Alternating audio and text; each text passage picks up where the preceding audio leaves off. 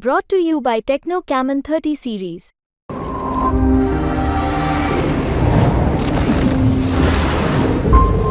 The cyclone has made landfall in New Delhi.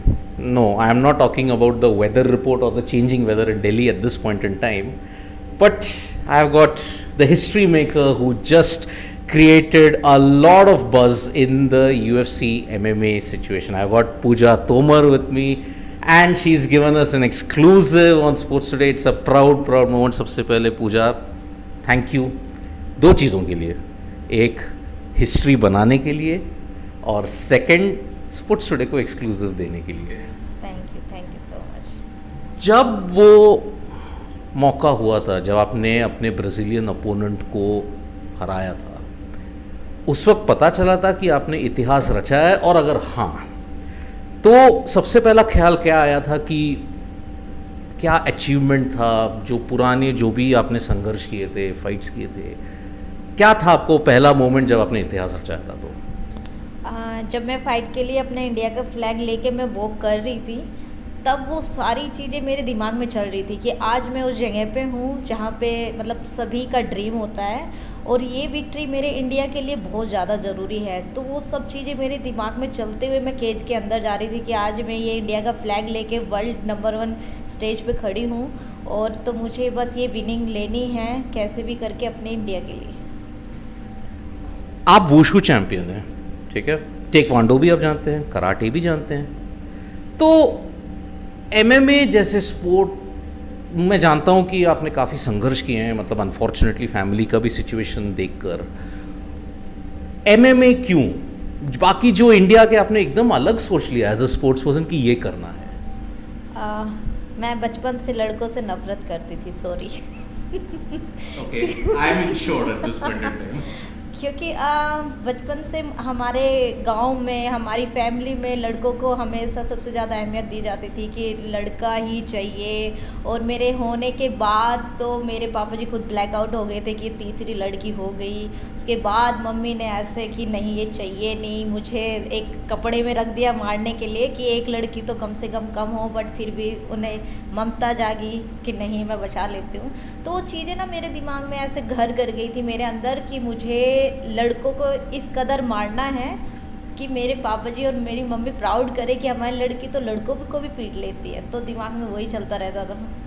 तो ये आपका हमारे छोरियां छोरों से कम ना है, ये बहुत पहले हो गया था.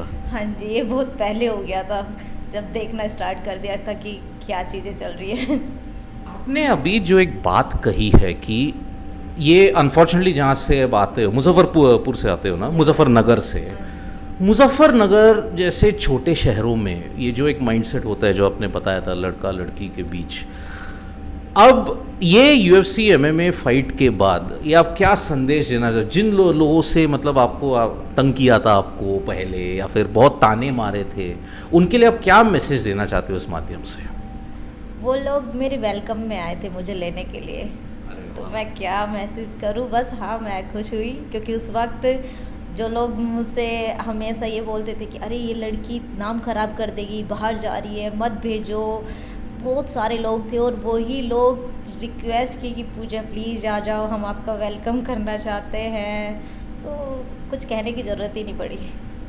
अभी देखिए, हमने काफ़ी क्रिकेट तो हम जानते ही हैं फिनेंसेस बहुत मिलता है, फुटबॉल में भी थोड़ा एक हद तक फिनेंसेस मिलते हैं, लेकिन आप बाकी स्पोर्ट्स देखते हो जैसे टेक्वांडो हो, वुशु हो, फंडिंग उतना नहीं मिलता है. एमएमए यूएफसी के लिए आपको क्या क्या दिक्कतों का सामना करना पड़ा था एक मार्क बनाने के लिए, फिनेंस के मामले में, सपोर्ट के मामले में? मेरा इस चीज़ में तो सच में बहुत संघर्ष रहा है. इसीलिए मैं ये सोचती हूँ कि हमारे इंडियन एमएमए फाइटर इसलिए कहीं ना कहीं ग्रो नहीं कर रहे हैं, क्योंकि अगर इन चीज़ों का फाइनेंशियली सपोर्ट मिलता तो जो आज मैंने हिस्ट्री की है वो बहुत पहले हो चुकी होती. मैंने वुशु में भी काफ़ी बार नेशनल चैम्पियन रही हूँ फाइनेंशियली, तब भी मुझे बहुत प्रॉब्लम रही थी. और एमएमए के बाद भी ज़्यादा कुछ सपोर्ट नहीं थी, तब भी कुछ अपने आप से फैमिली से लेती रही, करती रही. तो बहुत सारे चैलेंज थे. तो वही मैं चाहती हूँ कि अगर इंडिया को और यूएफसी फाइटर देखने हैं तो उस चीज़ के लिए सपोर्ट चाहिए उन्हें. क्या आप बताना चाहते हो, आखिरी का जो सवाल है, क्या you want to give a statement government को या किसी को भी स्टेक होल्डर के इस सपोर्ट के लिए, क्या करना चाहिए आगे इस बढ़ोतरी के लिए? मैं बिल्कुल, अगर योगी जी और मोदी जी से मिलने का मौका मिलता है तो मैं ज़रूर उनसे ये बातें रखना चाहूँगी कि जो ये मार्शल आर्ट है ये सच में एक लड़कियों के लिए एक अमेजिंग गेम है, और इंडियन लड़कियों के लिए तो बिल्कुल। और वर्ल्ड स्टेज पे जहाँ मैं गई थी वहाँ पे लोगों को पता ही नहीं था कि इंडिया का फ्लैग क्या है, ये कौन सी कंट्री का फ्लैग है। तो वो चीज़ मुझे देख के बड़ा ये हुआ कि लोगों को पता ही नहीं कि हाँ इंडिया भी रिप्रेजेंट कर रही है यूएफसी में।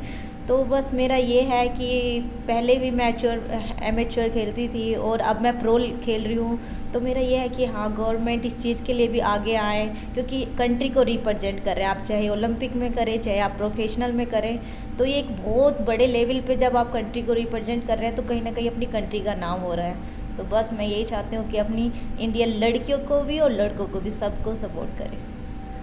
So that was Pooja Tomar, history maker, and she's definitely choriyan choro se kam na hai.